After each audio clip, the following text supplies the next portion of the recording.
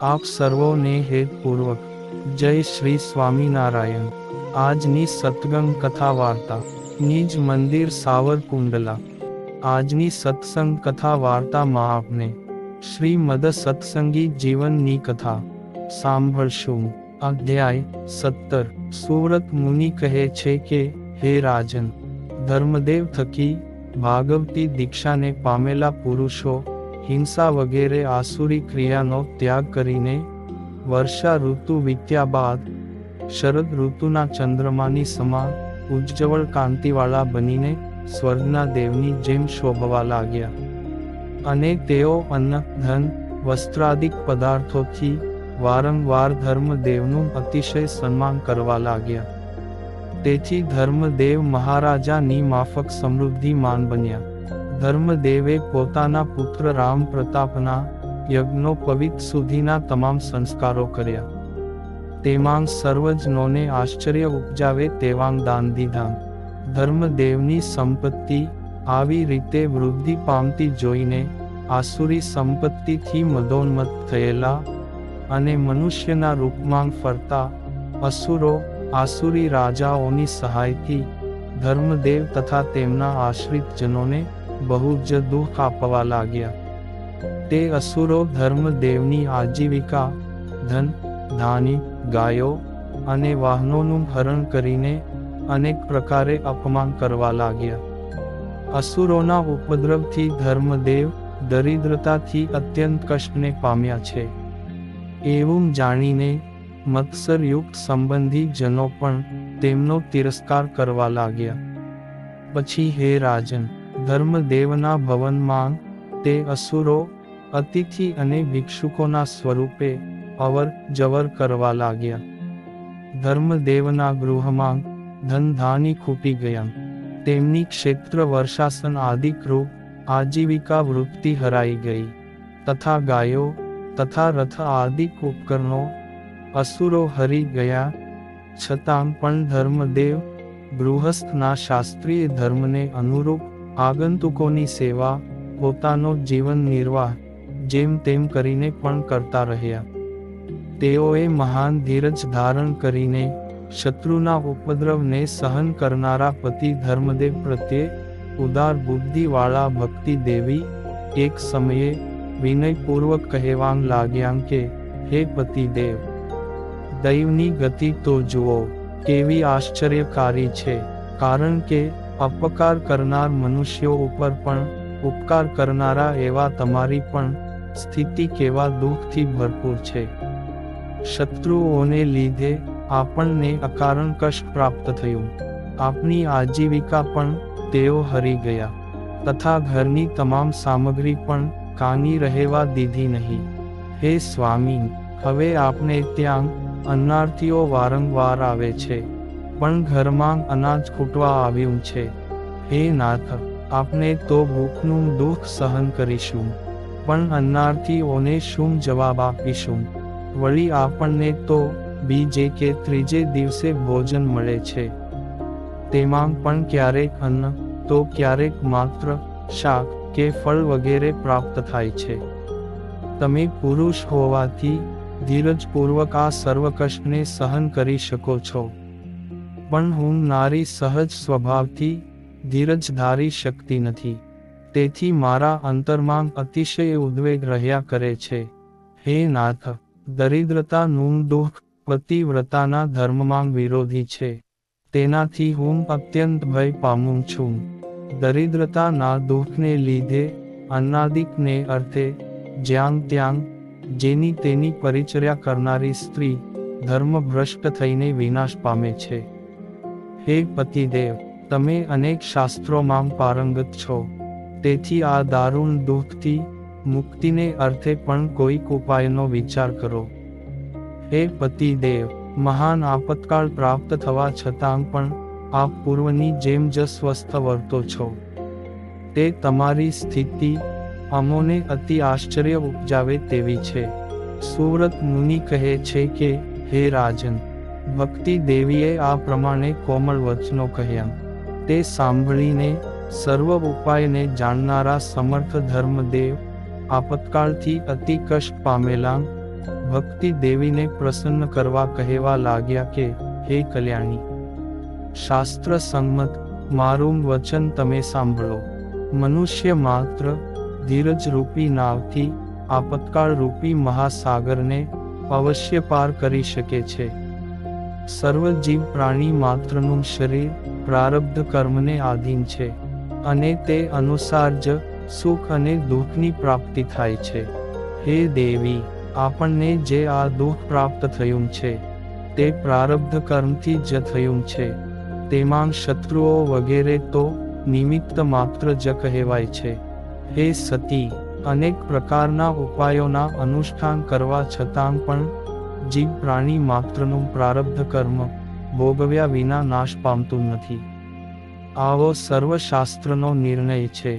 હે દેવી, પૂર્વે સમર્થ હોવા છતાં દેવતાઓ અને મહાન રાજાઓએ પણ કઠિન પ્રારબ્ધ કર્મથી ઉત્પન્ન થયેલા મહાકષ્ટોને અનુભવ્યા છે.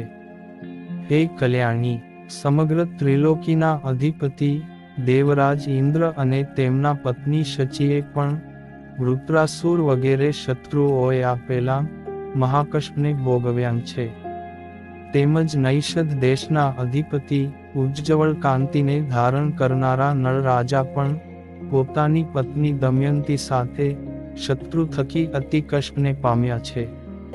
તેમજ બ્રહ્મવેત્તા ઓમાંગ શ્રેષ્ઠ વશિષ્ઠ મહર્ષિ, જે સ્વયં બ્રહ્માજી તુલ્ય હતા, અને પત્ની અરુંધતી દેવી સતી હતા, છતાં પણ શત્રુપણું રાખનાર વિશ્વામિત્ર થકી આ દંપતી અનેક પ્રકારના દુઃખ પામ્યા હતા.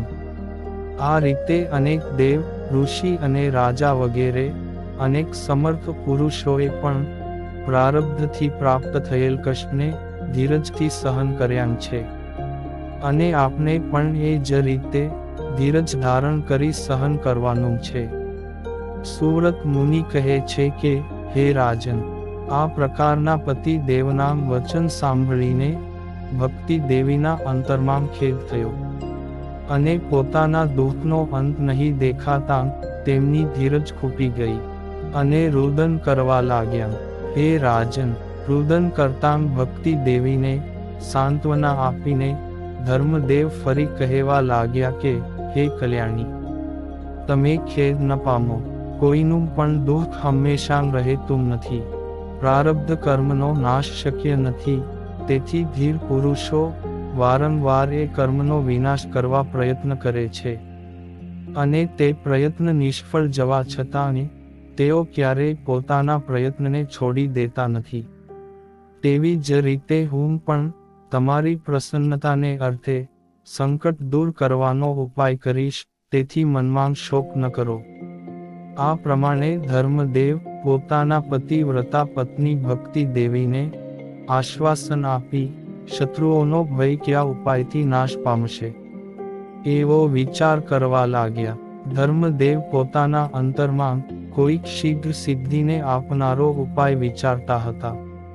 તેવામાં તેમને પોતાના પિતાજીએ વિવાહ સમયે આપેલ ઉપદેશથી હનુમાનજીનું સ્મરણ થઈ આવ્યું.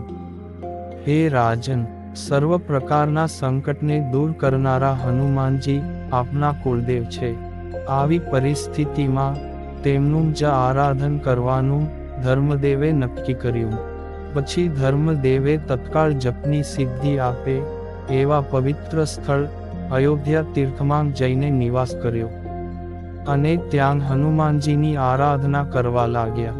અસુરો જાણી ન શકે તે રીતે ધર્મદેવ પ્રતિદિન મંદિરે જાય, અને ત્યાં હનુમાનજીનું પૂજન કરીને તેમના 16 એટલે 16 અક્ષરના મંત્રથી ગર્ભિત હનુમાન સ્તોત્રનો આ પ્રમાણે પાઠ કરવા લાગ્યા. હે અંજની સુત અને વાયુદેવના પુત્ર હનુમાનજી, તમને નમસ્કાર. હે રામચંદ્રજીના મહાબુદ્ધિશાળી દૂત, તમને નમસ્કાર. હે દેવતાઓને પૂજનીય અને સુગ્રીવના સચિવ હનુમાનજી, તમને નમસ્કાર. હે મહાવીર, હે મહાબલી, હે પરાક્રમી, તમને નમસ્કાર. શત્રુઓને જોવા માત્રથી ત્રાસ ઉપજે એવી ભીષણ આકૃતિવાળા અને રાવણ જેવા પરાક્રમી અસુરને પણ ત્રાસ આપનારા હે હનુમાનજી, તમને નમસ્કાર. હે રુદ્રના અવતાર સ્વરૂપ, તમને નમસ્કાર.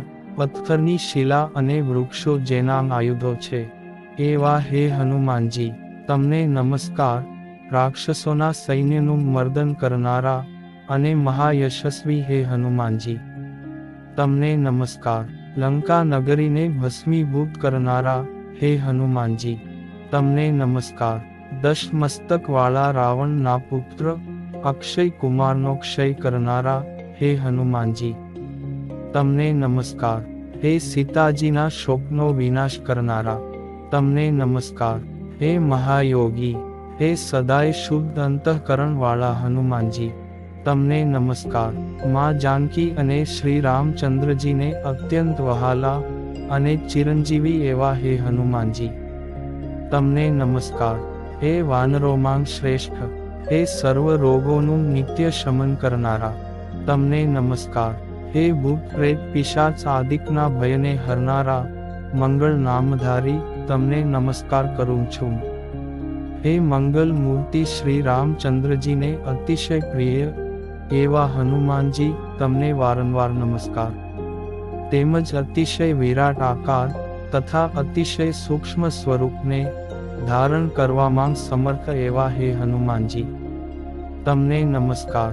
હે સમગ્ર ભયને નાશ કરનારા અને નિર્ભય સ્વરૂપ હે હનુમાનજી, તમને નમસ્કાર. હે અતિશય ઉદાર મનવાળા અને બાલ સૂર્ય સમાન તેજસ્વી કાંતિમાન શરીરને ધારણ કરનારા, તમને નમસ્કાર. મુષ્ટિકા રૂપી આયુધથી શત્રુઓને પ્રહાર કરનારા, તમને નમસ્કાર. હે લંકેશ્વરના બગીચાને ઉખેડીને રાક્ષસોને ત્રાસ ઉપજાવનારા હે હનુમંત, તમને નમસ્કાર.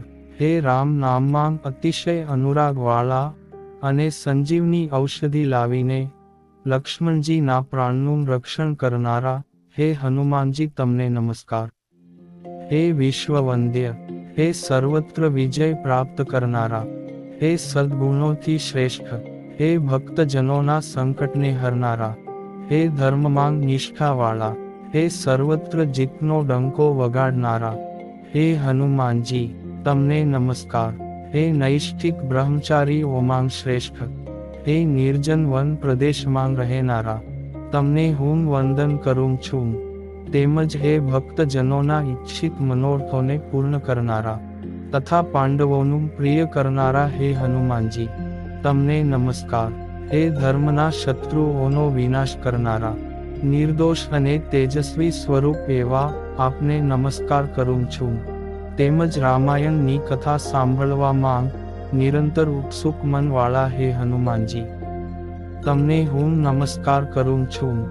હે ધાર્મિક પુરુષોને સેવવા યોગ્ય, હે બ્રાહ્મણોનું હિત કરનારા, હે દેવતાઓથી પૂજાયેલા, તમને નમસ્કાર. તેમજ હે બ્રહ્મચર્ય વ્રત પ્રિય અને સર્વ પ્રકારના પાપને હરનારા હે હનુમાનજી, તમને નમસ્કાર.